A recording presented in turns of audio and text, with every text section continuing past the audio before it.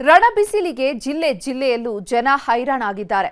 ಬೋರ್ವೆಲ್ಗಳು ಬತ್ತಿ ಹೋಗಿದ್ದು ಕುಡಿಯೋದಕ್ಕೂ ನೀರಿಲ್ಲದೆ ಪರದಾಡ್ತಿದ್ದಾರೆ. ಆದ್ರೂ ಅಧಿಕಾರಿಗಳು ಮಾತ್ರ ಕ್ಯಾರೆ ಅಂತಿಲ್ಲ. ಇದು ಗ್ರಾಮಸ್ಥರ ಆಕ್ರೋಶಕ್ಕೆ ಕಾರಣವಾಗಿದೆ.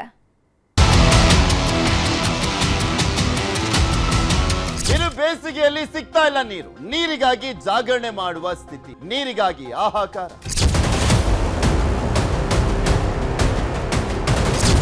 ಕೊಡ ನೀರಿಗಾಗಿ ಹಗಲು ರಾತ್ರಿ ನಿಲ್ಲಬೇಕಾಗಿದೆ ಕ್ಯೂ ಅಲ್ಲಿ. ಇದು ಕೂಡ ನೀರಿಗಾಗಿ.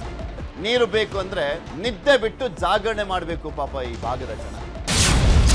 ರಣರಣ ಬಿಸಿಲು, ಕುಡಿಯೋ ನೀರಿಗೆ ಹಾಹಾಕಾರ.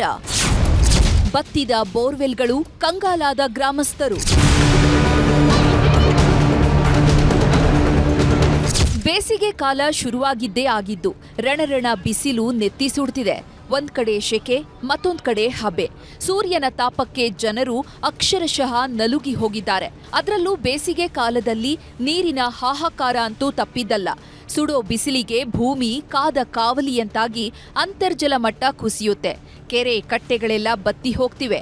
ಜಲಾಶಯಗಳಲ್ಲಿ ನೀರೆಲ್ಲ ಆವಿಯಾಗ್ತಾ ಇದ್ರೆ ನೀರಿನ ಮೂಲಗಳೇ ಬರಡಾಗ್ತಾ ಇವೆ. ಹನಿ ಹನಿ ನೀರಿಗೂ ಜನರು ಪರದಾಡ್ತಿದ್ದಾರೆ. ಇದು ದಾವಣಗೆರೆ ತಾಲೂಕಿನ ಗುಡಾಳ್ ಗ್ರಾಮ.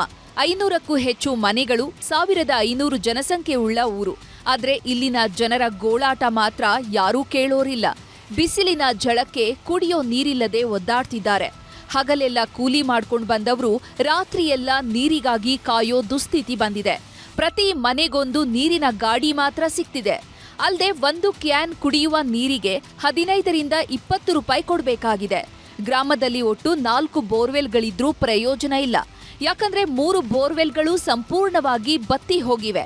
ಇರೋ ಒಂದು ಬೋರ್ವೆಲ್ ಅನ್ನೇ ನಂಬಿಕೊಂಡು ಜನ ಬದುಕ್ತಿದ್ದಾರೆ. ಆದ್ರೂ ಗ್ರಾಮ ಪಂಚಾಯಿತಿ ಅಧಿಕಾರಿಗಳು ಕ್ಯಾರೆ ಅಂತಿಲ್ಲ.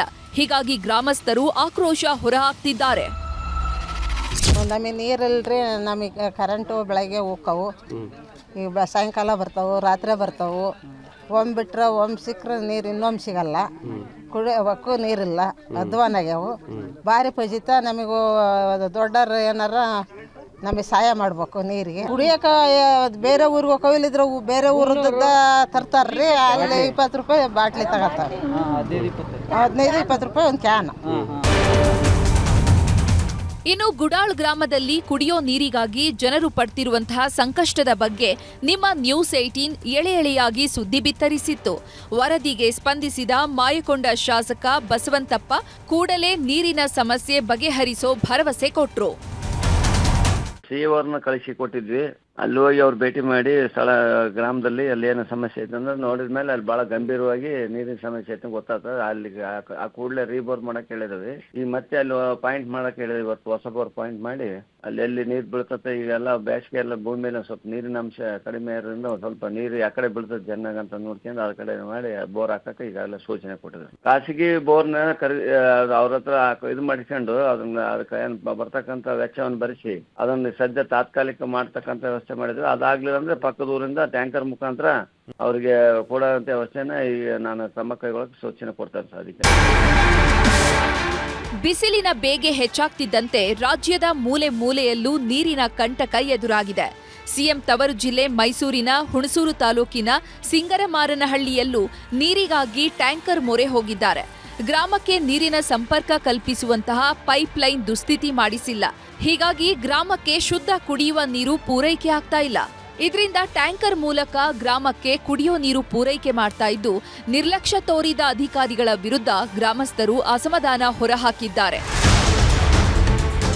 ಒಟ್ನಲ್ಲಿ ಕರುನಾಡಲ್ಲಿ ರಣರಣ ಬಿಸಿಲಿಗೆ ನೀರಿನ ಹಾಹಾಕಾರ ಶುರುವಾಗಿದ್ದು ಬದುಕು ಕಷ್ಟವಾಗಿದೆ.